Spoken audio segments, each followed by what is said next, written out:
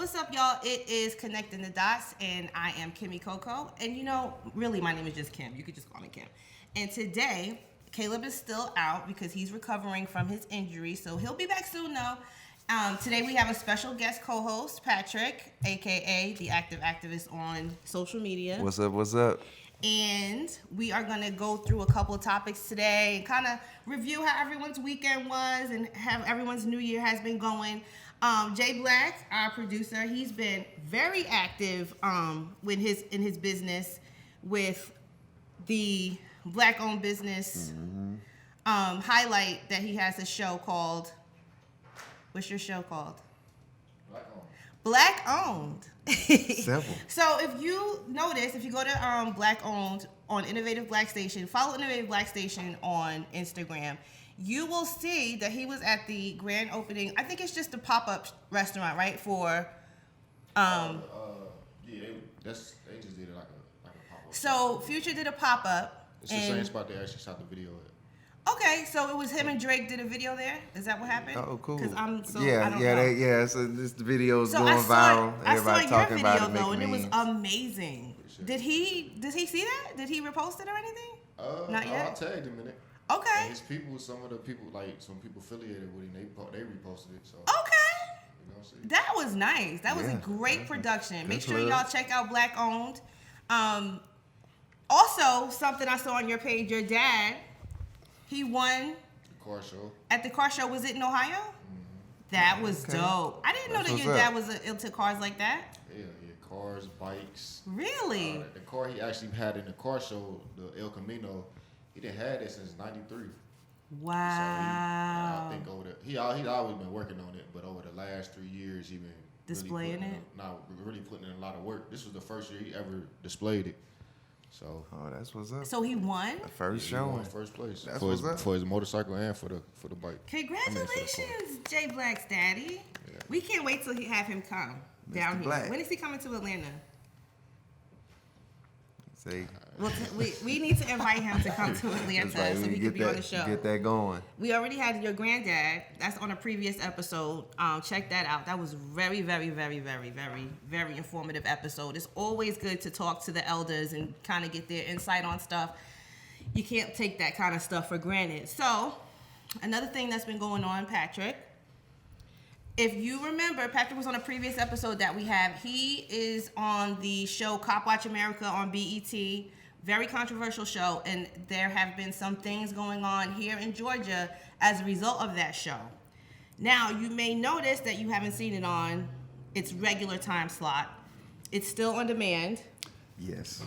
But what happened? Why isn't it on at 11 on Thursday anymore? So what we heard from production is basically BET said, because of the nature of our show and the heaviness of, what our show is about, that for the rest of the holidays, it was going to take a hiatus. So that was the last thing we heard. There's some buzz about them potentially finding a new, better time slot for us. I guess they're saying they was getting pretty good ratings coming on at 11, so what could it do at an even better time? And in the meantime, we have found out that I always knew this. Some of the other cats didn't know this, but production told me this from the first week I started filming. I always knew that the show was going to be on a streaming platform besides something that was specifically BET related. And it's on this new streaming platform that's been out for a little while now called Philo. So you can watch it on Philo TV. Have you heard of Philo TV? It's just another streaming, it's like an app on Hulu, and Okay, Netflix. Yep, it's a new app. It's only been out a few months, but it's pretty big. And yeah, it's basically one of the cheaper streaming services, I guess. But are there new episodes or? Yes, actually, episode 8, the newest episode is on Philo TV right now. So PHILO. Okay, PHILO. So the last episode, which would be the newest episode. So how many did you guys shoot initially? 8? 10. It's 10 episodes. So 8, 9, and 10 are on Philo. 8 is on Philo. This would have they were talking about dropping it on MLK's birthday. So basically, it came out sometime within the last week or whatever. But it's on Philo, and then we don't have any official word for when it's gonna come back on BET or what time slot. But it's coming back. It hasn't been canceled for anybody with those. So there's buzz on Twitter that it's been canceled. So it's not been canceled, people. BET Cop Watch is still on. You can, so if you go to, you know how you have cable and you subscribe to a channel, you can go on demand. So I can go on demand on BET and watch the older episodes. But if I want to catch up on the newer episodes, Philo. Yeah, you still can watch episode 1 through 7 on demand right now. And like I said, until they start airing the last 3 episodes that we filmed, that's right, keeping up with it, I guess. I don't know if Philo's going to get them every week as, you know, just like normal schedule or what. But I just know the newest episode as of right now is on Philo TV. So do you think there'll be a new season? Or if they'll stay in Atlanta if they do have a new season? I mean, I would hope so. I would imagine our ratings have been good enough to qualify for a second season. So I've heard in a production jargon. But other than that, I mean, a new streaming service picked it up. I don't understand why they would pick up something if they only had, you know, 1 season's worth of use out of it. So it don't make sense to me. Yeah, that's true. That's true. There wouldn't be enough content to have it, like, you know, really generate any kind of audience. And see, it's a different streaming service, but originally I was told it was going to go on BET and it was going to be on Netflix. But, you know, I don't know what happened with that. That's above my pay grade. Okay. But it is on a streaming service, and yeah. So, as a result of the work that was done on Cop Watch, according to an article that I saw, there are 6 Georgia state lawmakers that are introducing a new bill to hold police officers accountable. And a couple of the incidents that were spotlighted on Cop Watch America was what? They were some catalysts. Yeah. Did you know about that? Yeah, basically, I mean, this is you can say my castmate, my brother out here in the struggle, Attorney Gerald Griggs. Yeah, shout out to Attorney Gerald Griggs. He is going to be on the show in a couple of weeks, so that's going to be an episode everyone should look forward to because he's heavily involved in the fight. That's my dude, Vice President of local NAACP chapters. Me and him have bonded over our anti-police brutality measures since I got into this fight in 2015, and he basically, you know, this law is something that we've talked about behind the scenes, talked about in group chats and meetings and private meetings with different people, and it's a necessary step in police accountability because that hasn't been, you know, we want to make it easier for people to be able to see who the good cops are and who the bad cops are, and being able to have that database is something that we've been talking about for a while. So I'm happy that that's, you know, making headway or headwind or however you say it. Yeah, so according to blacknews.com, there are 6 Georgia lawmakers that are introducing a new bill to hold police accountable for shootings. 6 female Georgia lawmakers have taken... Well, wait a minute, let me just pause right there. Shout out to these 6 sisters. Okay? That's right. All black women, and they've taken historic action by filing a bill that requires all state and local law enforcement departments to create a use of force database that is accessible to the public. The Use of Force Act, which is House Bill 636, was filed by state representatives Renita Shannon, Sandra Scott, Erica Thomas, Pam Stephenson, Park Cannon, and B. Nguyen. The bill comes on the heels of a considerably large number of high-profile officer-involved shooting cases in Georgia. The names of the victims include Jimmy Atchison, Veltavius Griggs, Jamarian Robinson, Kane Rogers, DeAndre Phillips, Nicholas Thomas, Anthony Hill, many others. The Oscar cases, Kane. Yeah, Kevin Davis. The cases of Atchison and Griggs were both heavily featured on BET's Cop Watch docuseries. So thank you guys because apparently it worked. Hey man, pressure bust pipes. Pressure bust pipes, and I'm just so glad that that's happening. The proposed Georgia law will require law enforcement to take significant action in officer-involved incidents, such as report every use of force incident in writing, ensure that the incidents are entered and maintained in a database that can be accessed by the public, detail any law enforcement officers that have been disciplined as a result of use of force. If the legislation passes, law enforcement agencies will be required to update the database with the information from the previous month. I know people probably think that this happens already, but it doesn't. There have been third parties, activists, just public people that aren't involved in law enforcement that have been taking notes and creating databases on their own to track this. Because other than that, they don't track it. And if they do track it, it's not accessible to the public. And this is the other part about it. Like, I think initially people would read that bill and think that it's only recording shootings, but no, as you use just of read force. it's a use of force accountability bill. Because if you notice, pepper spray, baton, tased, all of that. If you notice, there are police incidents that don't that news. fly under the radar, and then what ends up happening is the police officer goes unchecked and just be out here wilding, and nobody knows that this officer such and such is a wild cowboy and just does whatever he wants to do. That's just what we're not going to have anymore. Yeah. So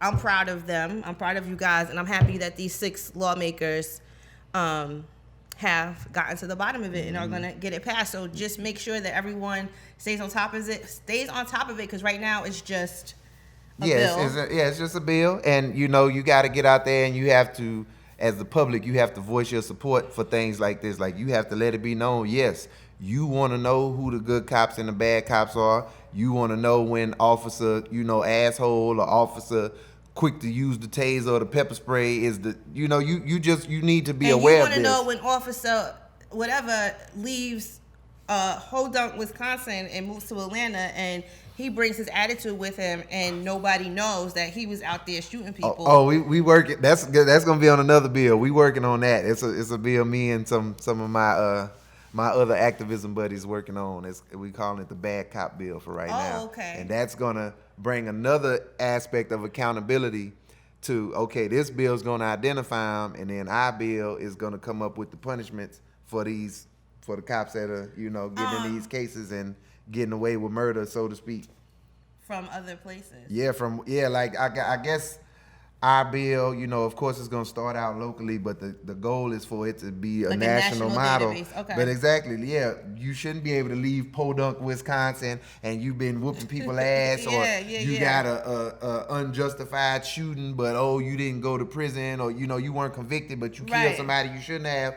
You shouldn't be a cop anymore, period. Like the cop who killed Tamir Rice, coming from another precinct, from some other area, he had problems, they fired him, and then y'all pick him up, and then he kills a 12-year-old little boy. Like, that shouldn't happen. So, between these 2 bills, we're going to get it worked out. I don't know if you guys have noticed this or not, but it seems to me that in Georgia, Brian Kemp thinks that weed legality is some sort of reparation.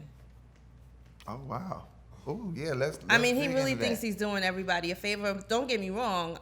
I'm glad. I'm glad that right now the medical part has been passed or whatever. And hopefully we will join Louisiana in being one of the only states in the South that has some sort of a recreation law passed. But, sir.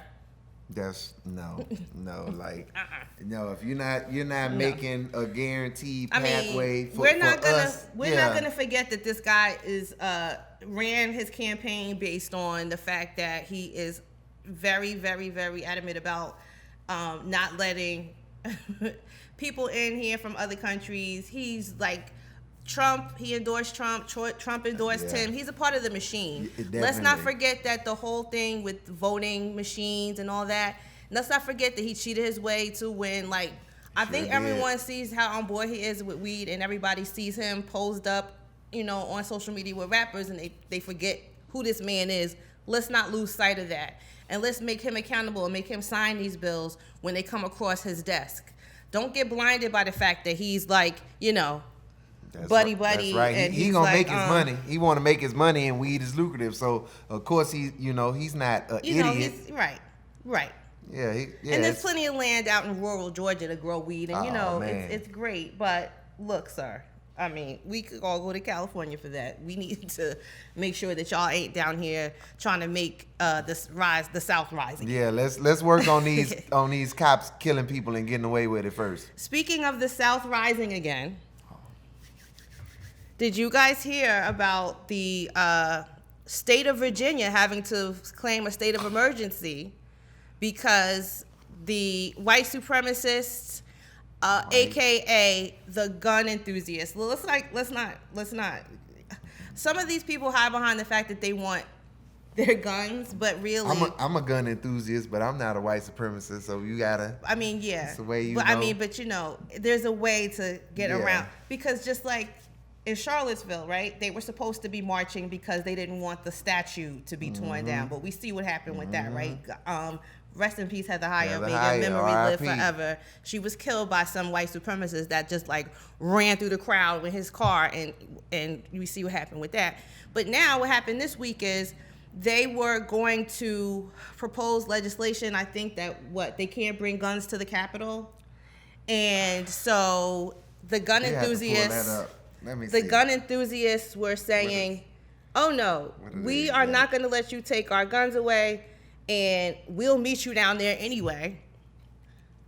So they had to actually stop the whole thing. There are some Congress people that have gone into hiding because they're scared, because the gun enthusiasts have said that they're like ready to wage war. They are ready to come to the Capitol with their guns blazing in order to. Yeah. It's a lot of it's crazy what's going on in Virginia. Did you pull something up? I'll pull something up. Yeah, I got it. Okay, what you got? Yeah, so Virginia Governor Ralph Northam issued a state of emergency. Okay, let me remind you guys who Ralph Northam is. Oh yeah. Ralph Northam is, I don't remember whether or not that was me in blackface in my high school yearbook, Ralph Northam. So go ahead. Yeah, okay. Issued a state of emergency on Wednesday that bars any weapons from the Richmond's Capitol Square from Friday to Tuesday. Oh, but they don't. That was like, oh my God, what? We can't bring guns. Why are you bringing guns to the? Anyway, go ahead. I'm sorry. After he received credible intelligence that hate groups and armed militias are planning violence at next Monday's lobby day against gun control legislation. So it's not that he was. That he just passed a general bill to say we can't bring guns around the certain Capitol. He was saying, I don't want any guns to be here during this event because they're going to be discussing gun laws that week. But the gun laws that they want are, one of them is that you can't bring guns very restrictive gun laws. Okay. Very restrictive. So it's crazy, man. I mean, I've said this.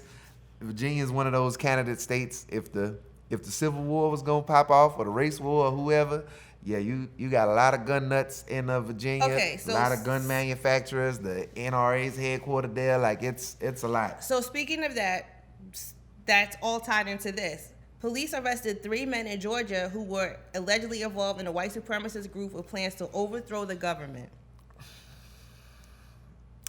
These groups are out here. They're real. I ain't gonna say too much, but they are out here and they are real. Some of them actually, Floyd County, Georgia Police Department says Luke Austin Lane, Michael John, Jacob Corelli were all involved in a white supremacist group with plans to overthrow the government and to kill a married couple who they identify as having high-profile roles in the far-left group Antifa. The FBI Atlanta office conducted a bulk of the preliminary investigation to the group. They were arrests that have been made across the U.S. This is just the Georgia case in Silver Creek, which is in Floyd County. So they had a training camp, and their leadership was based there in Floyd County. So guys, be careful. The undercover agent interviewed online last July gained access to members-only chat room, and they peeped in on all these conversations that they were having, and they noticed that they were saying that there was going to be a collapse of the United States and a subsequent race war. So I think what they think is that if, for example, if Trump loses the election, or if there's some change of power that would incite a race war on their end, because I don't ever hear any, despite what people think, I don't ever hear people talking about popping off a race war. Who are the people you're expecting to hear it from? You're not gonna. Let me not say You wouldn't that. hear it said out loud. Put it that way. I can't even say that. I mean, I've been in circles where I've heard black militant radical voices say those things, but it's not. It's again from our perspective, from the black people's perspective. A black militant is not somebody who necessarily wants that to happen, but they are looking at certain inevitabilities out here and the way that, you know, these crazy white folks running around like the sky is falling. And as you said, you know, politics play a big part of it. What's going on with Trump and this impeachment, everything to them feels like an attack, like their way of life is being snatched from them. And they feel like before we let that happen, we gonna put blood in the streets. And it's unfortunate, but I just tell my black people, hey man, keep your head on the swivel. Don't get too comfortable. Look out for these stickers and they tell on themselves. Because they have a Confederate bumper sticker. It's even more subtle than that. It's way more subtle than that. Not all of these racists are idiots. The ones who do that, who wear the flag and they got the swastikas or the Confederate flags or whatever, they're blatant and they don't understand how to be covert with their, you know, with their animosity. You got to look out for the benign stuff. You see these vans or these vehicles with this freaking zombie defense force bullshit on it. Oh. Understand? Yes. Zombie defense force. They're training. They ain't training for no damn zombies. We the zombies. Black and brown people are the zombies. I never. If it came down I would have to never it. known. But you wouldn't if you're not having these conversations, because what average person is thinking about that? You're gonna see that sign and be like, oh, okay, they bullshit. Yeah, they go out in the woods, they train, they got big guns with a bunch of attachments and a bunch of bullets. So in Virginia, Lee Carter, he's a 32-year-old Bernie Sanders endorsed socialist.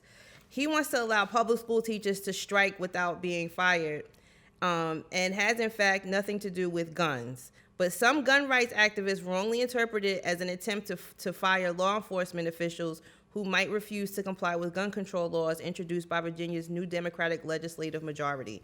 So the state that now is Virginia, which has never probably been, or it hasn't been in years, had a Democratic majority, those people are the ones that are starting to feel the most threatened.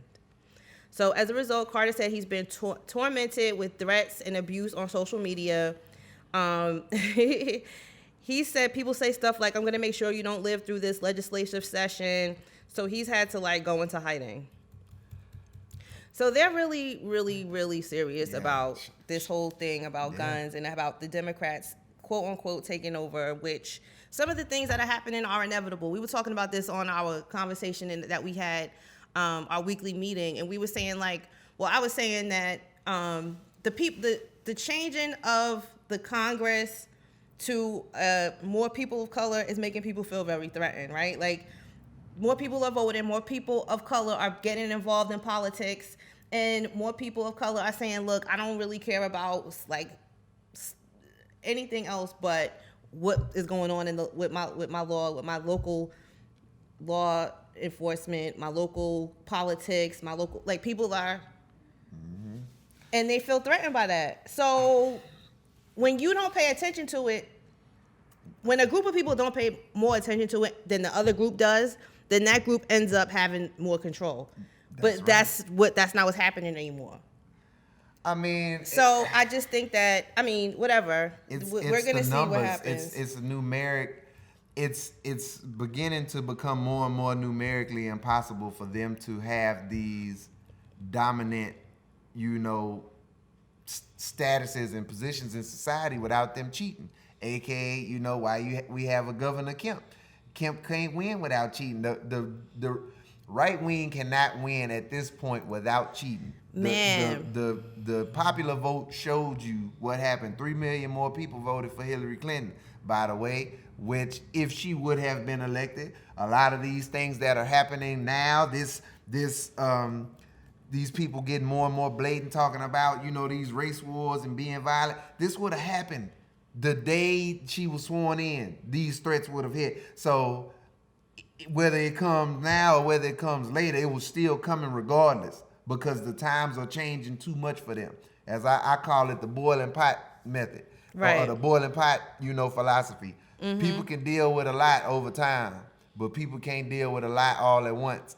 And for those white people and those misogynist men who feel like that, white women are taking over and they've displaced us, because that's a big thing. Like they hate this whole feminism thing and the independent woman, like white men and the incels, and for those who don't know, the involuntarily celibate, meaning that they would like to be with a woman or have a girlfriend or wife or whatever and be having sex. I never heard that. But they're not. They call them incel for short. INCEL, incels. They blame their plight on women. Independent women are the problem. If women never would have been allowed in the workplace, then we could still be the Neanderthals and make all the money and hit them across the head. And what choice do they have? If they want to get out their parents' house, they got to deal with one of us. So yeah, these are the things, man. There's so many issues that are interconnected, and it's just, like I say, racism, misogyny, politics, and guns. All these things just intertwine, and you at just some have to point, know. right? They kind of try to. That's why we're here to kind of connect these dots, because we Exactly. got to put it together. People can't put it together. Just going off of what you just said, there are now more women in this country working than men.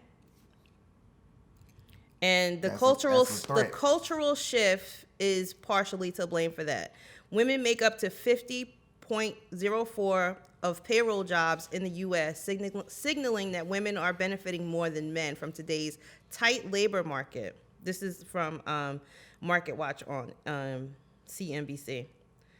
So, Just think about that. Like, maybe there was a time when it was 80-20 or 75-25. Well, now it's damn near 50. Yeah, but that's what I'm saying. But this is the essence of MAGA. Make America great again. Make white women stay home again. Make white women shack up with white dudes again. Make white women make white babies again. Because this is, you talk about that. So you have that combined with white people being at a negative birth rate. That's a problem. Okay, but I understand what you're saying, and I understand that there's people in this country that think that way, but I'm just here to let y'all know that's just not gonna happen, and that's not the way the world is moving. The way of the world is moving toward,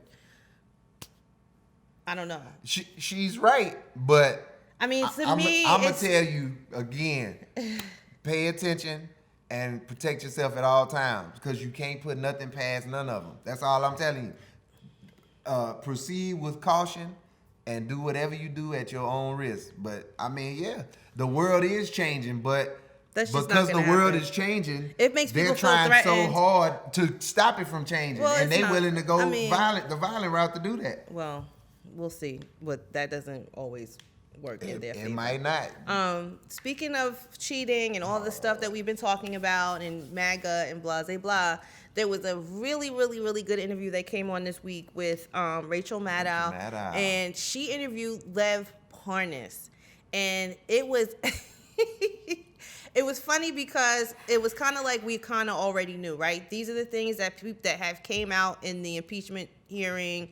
These are the things that came out in a couple of different investigations that have gone on into the election and blah, blah, blah, and the Russian involvement and the Ukrainian involvement. And he just kind of spilled the beans. He kind of did a Tekashi 6ix9ine on the Trump administration. Man. He held nothing back. He didn't say, he was sitting there singing like a damn bird, and I loved it. The favorite part for me was... We're talking about the Trump Hotel. Oh my God, the Trump Hotel sound like a juke joint, because everybody's always drunk. Everybody is there 24/7 just getting lit. Debauchery, baby. What is going on? Stop. So anyway, do you want to tell them who Lev Parnas is? So, to keep it real simple, Lev Parnas is he was boots on the ground for this quid pro quo that Trump was trying to get. Let him tell it, or let Trump tell it. Trump doesn't know who he is, but he's Rudy Giuliani's guy. Rudy Giuliani, again, somebody who Rudy Giuliani is Trump's personal friend, can be claimed as a lawyer, whatever.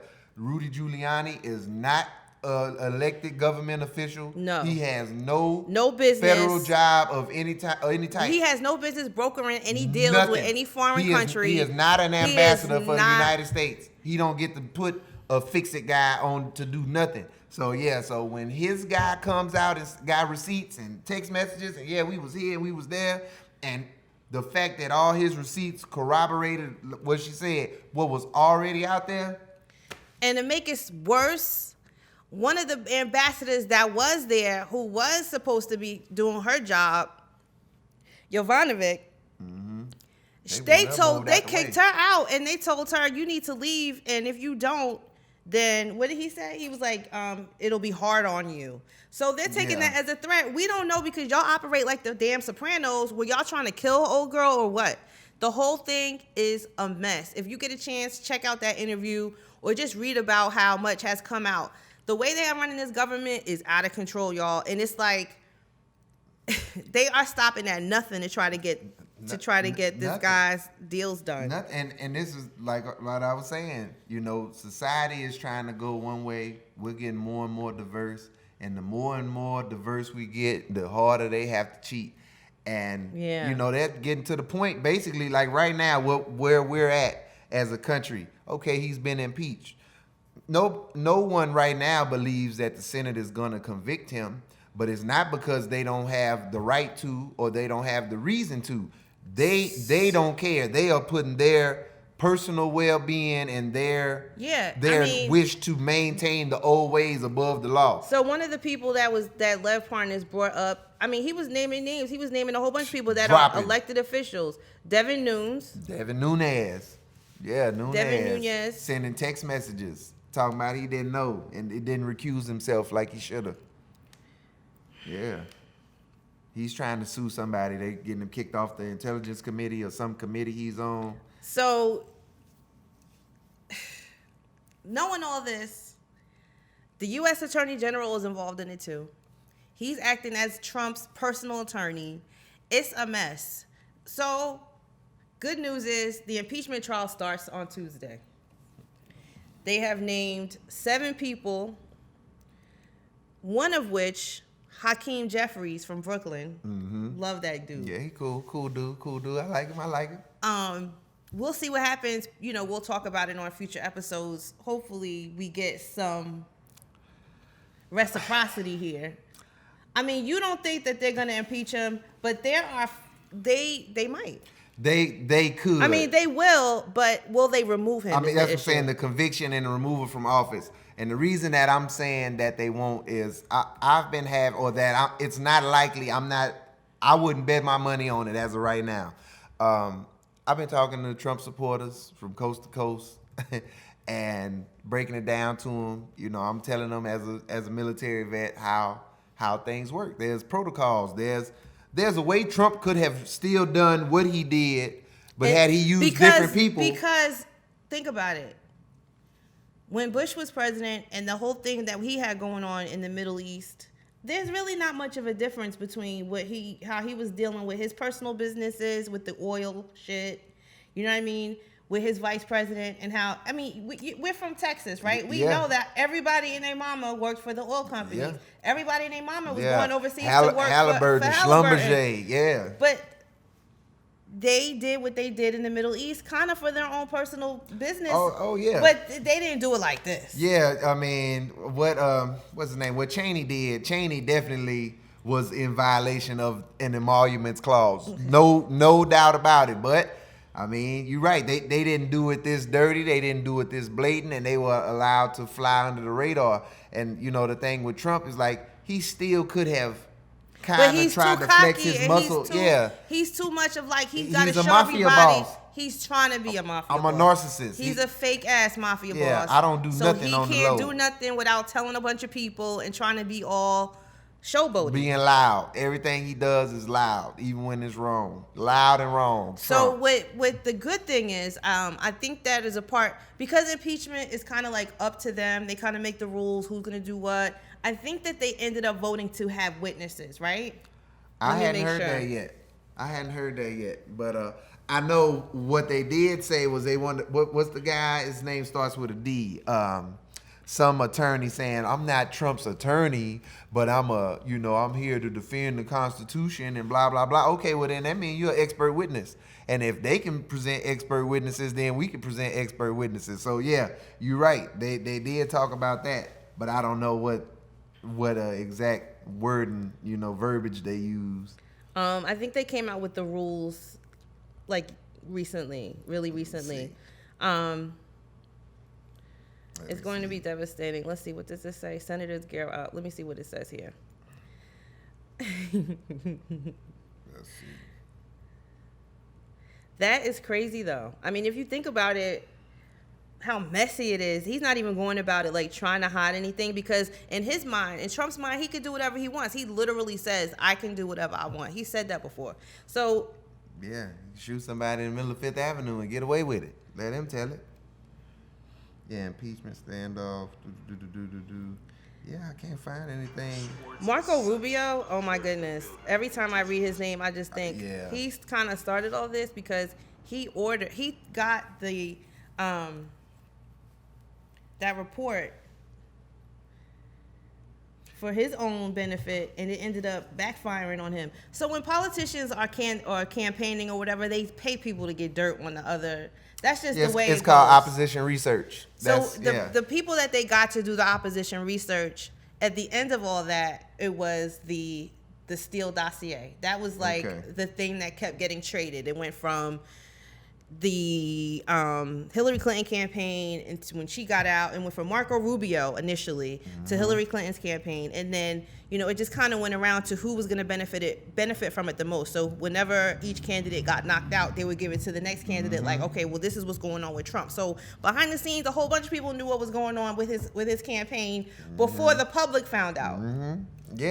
Yeah, and that's the crazy thing. They wanted to say for the longest, all these things are unsubstantiated, and the Steele dossier, and then, the evidence started coming out, and it was like, I thought it was unsubstantiated, though. I mean, I guess it was at the time. There were a couple of things that weren't substantiated. But it's substantiated now. Like that Trump was peeing on Russian women and all that. That kind of stuff we didn't really care about. But I'm just saying, no doubt about it. He seems like a nasty,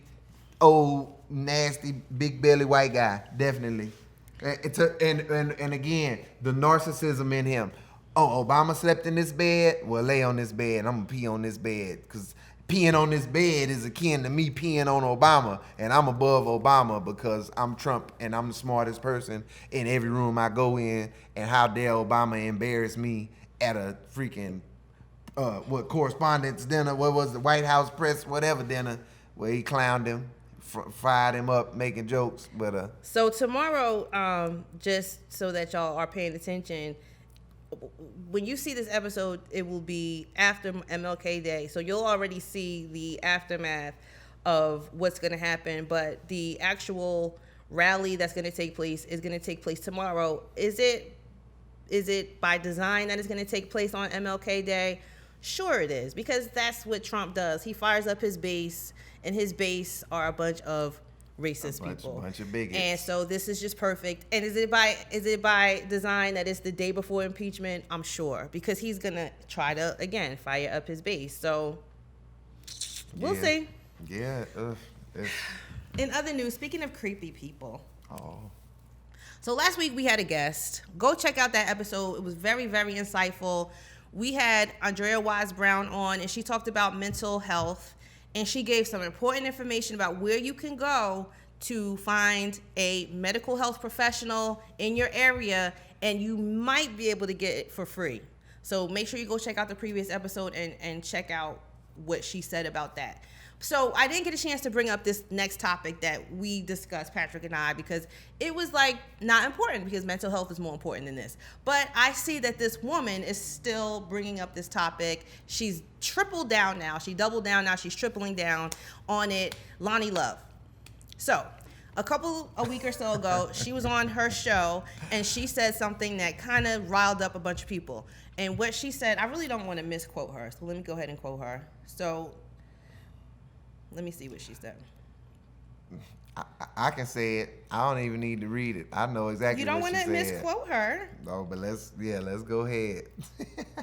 You don't want to misquote her. Yeah, no, Lonnie Love. She put her foot in her mouth and then she took it out and stuck it back in. That's what she did. Where can I find exactly what she said? Instagram. Here it is. Mm-hmm.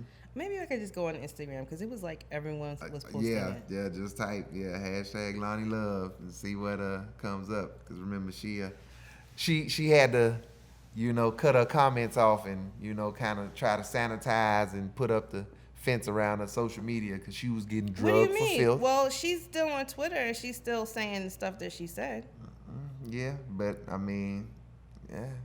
I guess it's different. More people getting at her on Instagram than Twitter, I guess, because she's getting drugged for filth everywhere. So, I mean, I say she wanted that smoke. She sure got it. I don't even see it anymore. Do you think people No, have it hasn't. gotten rid of it? You could go to Willie D page. Oh, Willie he does too. No, but I'm saying he got it. He'll just play the beginning. Let me see. Okay, yeah, Willie D has it. So what she said was that black men cheat because of slavery. That's just the gist. That's the gist of what. Hey, there you go, Madam Noir. There you go, bam. But are they quoting her? Oh yeah, they'll have it. Yeah, go ahead, get to it. Okay, so Lonnie, here we go. In the black community, I don't speak for the black community. Let's stop. How, as a black woman, do you not speak for the black community? Do you understand that? Because you're always the devil's advocate. Yeah, as a devil's advocate, yeah, but in this situation, no. I say yeah because just like when, let's take a rapper, for example, say I'm not a role model. Just Okay. because they're in that role, just because they're in front of a bunch of people. But are you not a part of the black community as a black person? Yeah, I agree with you to that point. I agree with that point. Okay.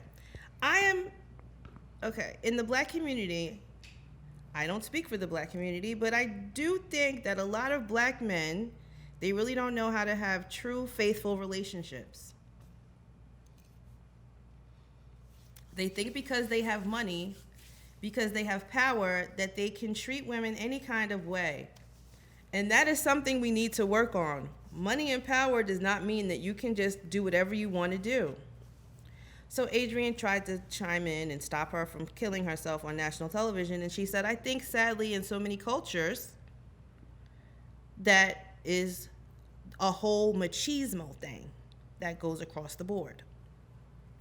Lonnie. No, it's not across the board because it's No, it's not across the board because what is happening is that we are still dealing with the point of slavery. And we are descendants of slavery. And because our families were broken up, we still do not have an idea of how to have togetherness because our families were broken up. So then Adrienne says, from that perspective, I get that. Adrienne Bellion, who happens to be married to a black man, said she understands. And Jeannie Mai originally tried to save her from herself, and that's when she doubled down. So they misquoted. They're saying the wrong name.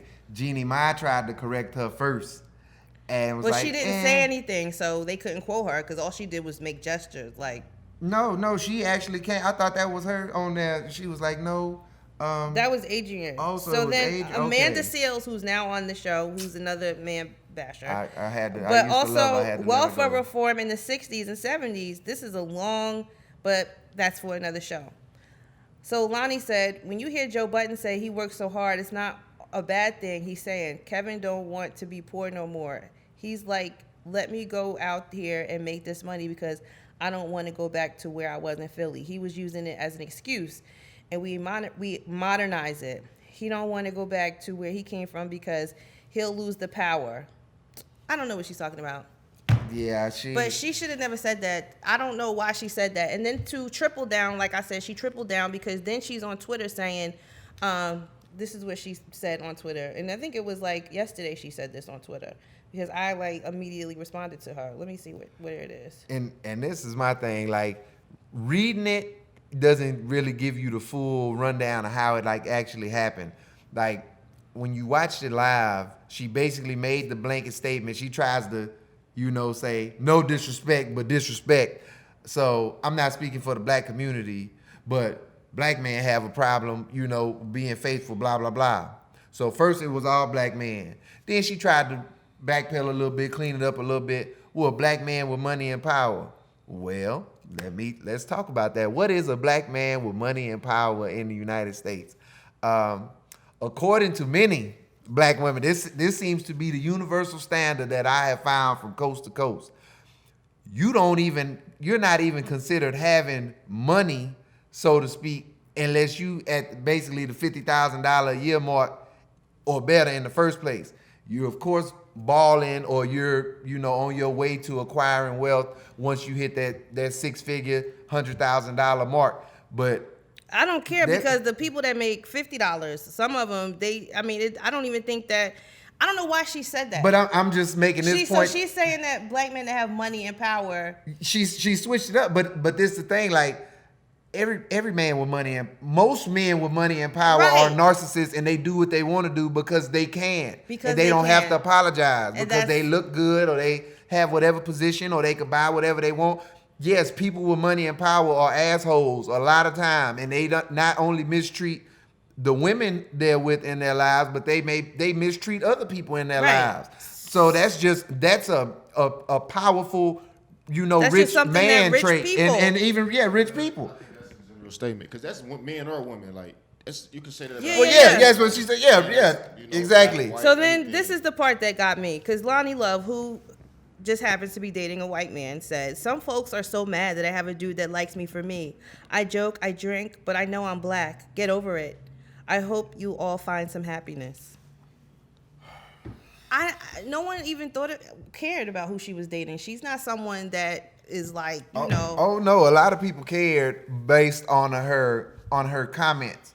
It's basically, there's the thing, like, you can't be a black person dating a non-black person shitting on black people. You don't get to do that. But see, that's the thing too about black men that date people outside of their race. Like, date whoever you want, but you don't have to shit on us. Exactly. That goes both ways. I rock with that 100%. Yeah, and that's basically like she is saying what I've seen black men on social media and on TV say a lot. Like, I don't date black women because they have an attitude, or white women are more submissive. Like, all that, keep that to yourself. Yeah, like who you like. You like who you like, but you don't have to bash us. That's what I'm saying. I don't think she should have said that. I think that she was wrong for saying that. I don't know who hurt her or whatever her problem is. I don't know if she's. And somebody said she thinks that she was taking shots at Jeannie because Jeannie's dating Jeezy. And everyone was like, she kind of felt away about when she found out about that, and she's kind of like trying to discourage her from getting into a relationship with Jeezy, and she thinks that she was taking shots at her. Do that off the show, behind the scenes, and you don't have to just put everybody under the bus like that. I do anything for clout, man. Clout and ratings, baby. That was what was pissing people off. So another thing that's been pissing people off is Future with what's her name? Lori Harvey. Yeah, did you see her with him? No, she wasn't there. Oh, okay. She's 23 and he's 37. Would you date a 23-year-old at 37? I'm at 37, but she's legal, so Yeah, I can't. Yeah. It depends. It's all about. I know she's legal, not for the reasons that Future dating her. No. What's his reasons? Man, Future don't want nothing serious. Look at Why the not? look at the women. He might want something serious. He's getting older. He's almost 40 years old. I think a lot of this is like promotional. I think so clout, too. Clout I think that chasing. because she's the new hot girl that nobody really has locked down yet. I can't even really say that she's been passed around. She's been seen with a lot of I don't guys. think she's been. Everybody is saying right. We don't know what she's doing. I damn sure don't think Diddy's son smashed. I don't think Diddy smashed. I don't Diddy think might so smash. either. Diddy got that bag. He might have smashed. I don't think so. You know what I think? her feet was in his No, mouth. not him. Shit, her I'm talking toes. about Diddy. Hey, you sucking toes on the ground. I mean, y'all smashing. Trey Songz is Trey Songz. I'm not gonna doubt that. But I think the whole Diddy thing was, it was during the time when he was going through a lot. Cassie left him for the personal trainer. For the personal trainer. Kim had died. Like, I think that she was just a companion for the time. My thing about that, like, back to power, men with money, like, it's like, man, y'all got way more options than this regular guy. Yeah. And y'all choose to date the same women. Like, y'all are traveling across the world. Like, right. In my short, like, I'm not making that much money, but I done travel and I done seen some beautiful women. Like, and for them just the same girls over and over and over again. And that's like all the time. It ain't even just this situation. It's like rappers mess with the same. It's like one girl it's probably like a total of like 10 girls that all of them mess with. Right. Look at the Safari and Erica Mena. Like, Erica Mena bad, but that's it. So now every dude is going for Erica Mena. Like, and some of these dudes, that's another thing. Like, these dudes people be saying are lame and weird. Well, you sure want the women that they getting. The Joe Buddens, Ray J, Bow Wow, whatever. You list they whole catalog of women. Oh my God, everybody they dated was bad. Nick Cannon. Yeah, Nick Cannon. Oh, he corny, but you want his women though. You like who he was messing with, and it's like it's crazy. But that's a psychological thing, and men like to be associated with other powerful men. I don't understand and that. they To me, feel it's like wearing. It's like for men.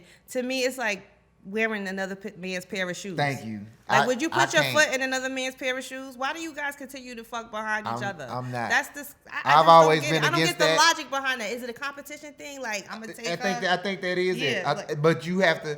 But that goes to what I say. You have to be a certain kind of man with a certain kind of mind frame to live that life and have that kind of competitive spirit. Like, you got friends who have competed with each other to like win a date or to win a girl's affection. I've never competed with none of my friends over a girl. Like, if we've liked the same girl, it has come to my attention, oh, we interested in the same person. If we have a conversation about it and you ain't gonna let me have it, then I'm gonna let you have it. Cause I'm not gonna put an intimate relationship before my friendship, even though I know that I may have friends who may do that and if the shoe was on the other foot, they would. But I'm just a better friend, and I take pride in that. So I just feel like as a man, like, I mean, even if with the Lori chick, like, even if they always messing with her, for you to make her your girl, that's the thing. Like, I mean, y'all all can mess with it. You making her your girl, you got her on your arm. She's representing you.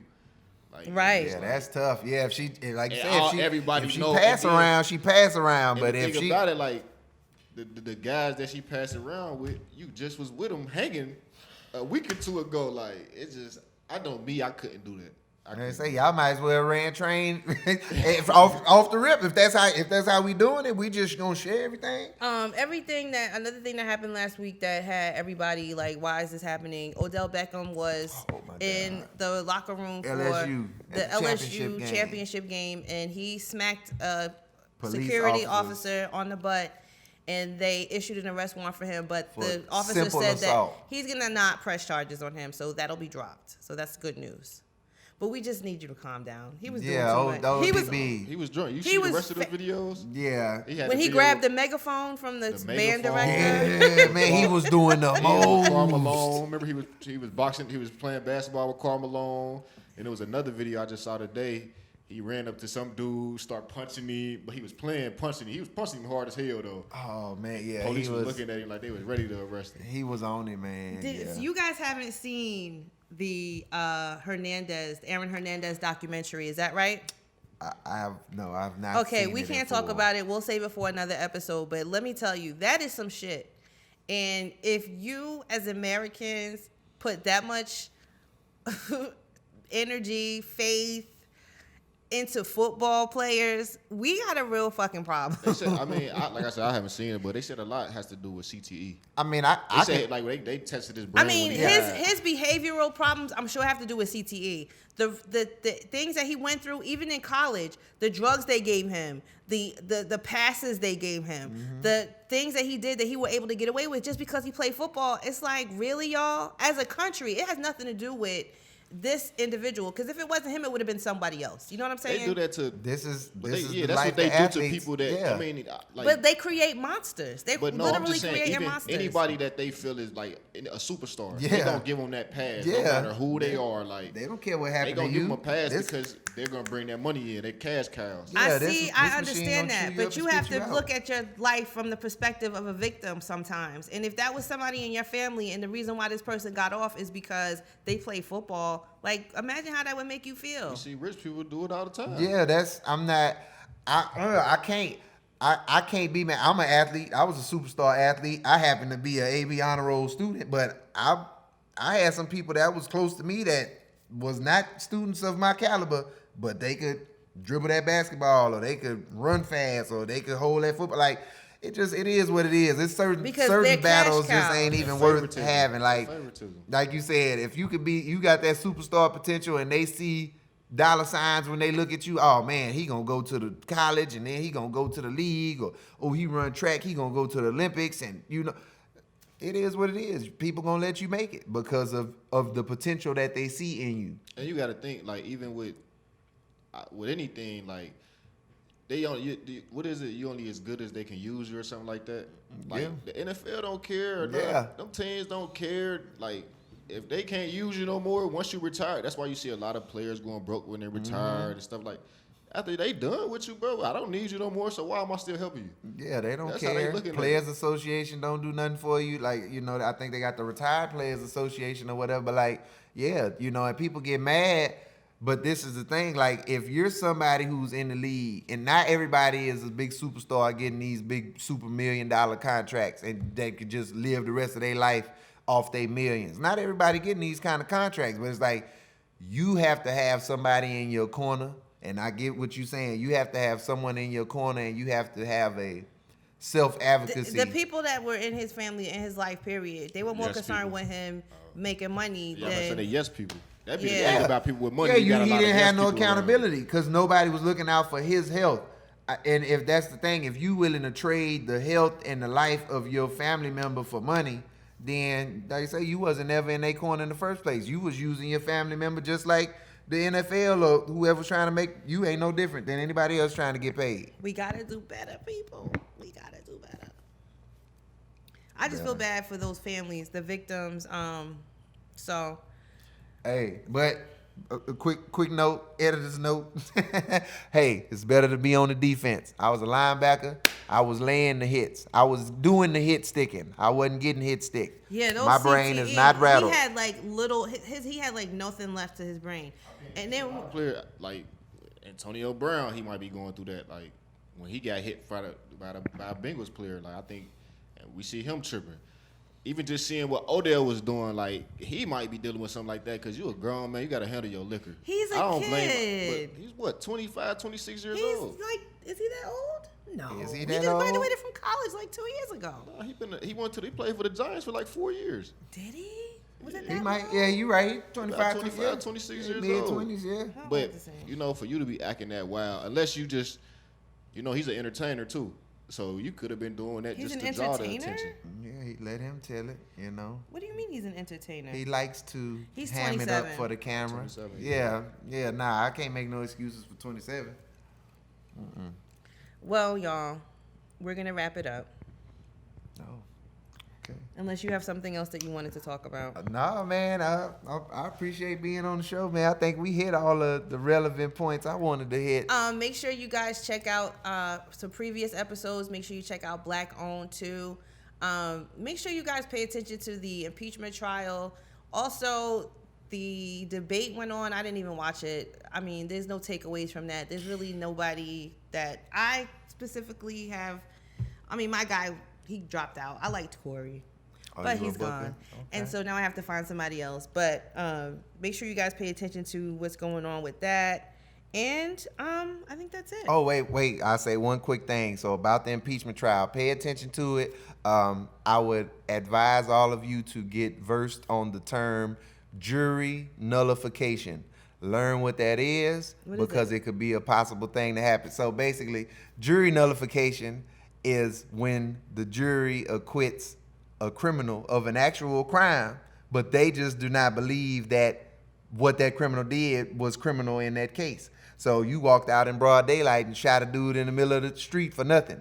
If some people saw you do it and you go to trial and the jury's like, you know what? Basically what white juries used to do, all white juries used to do to black people. And like hey, lynchings and all yeah, that. y'all lynched that man? Nah, we didn't see nothing. Or even if he did, he ain't guilty. And that's, be ready for that.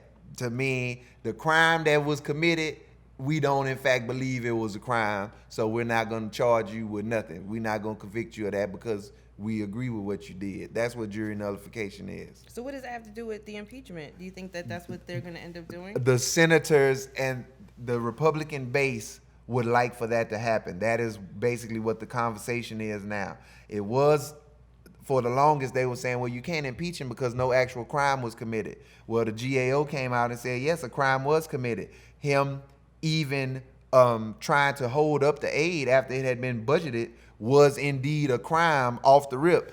So now that a crime has been committed and he's been impeached, now they're saying, well, by the end of it all, if these two things don't fly, there are so many other charges that he could. But if these don't fly, no other charges will be brought. Like, we have to understand what this means for America. If he's that's not like convicted, almost the end of democracy. That's democracy is over. It is that serious, y'all. Exactly. All right, so make sure you check out our previous episodes and make sure you follow us on Instagram. And the website, ctdatl.com, is on and popping. Caleb is going to be posting things on there that you probably will not see anywhere else. He's got a couple of people writing great articles on the site about, issues that affect us. And there's more sports. As you can tell, when Caleb's not here, we don't talk that much about sports because I don't watch football. So if you want to see any more sports stuff, go on there. And also make sure you check out Black Owned and follow Live Hip Hop Daily as well. So we will see you next week. Peace.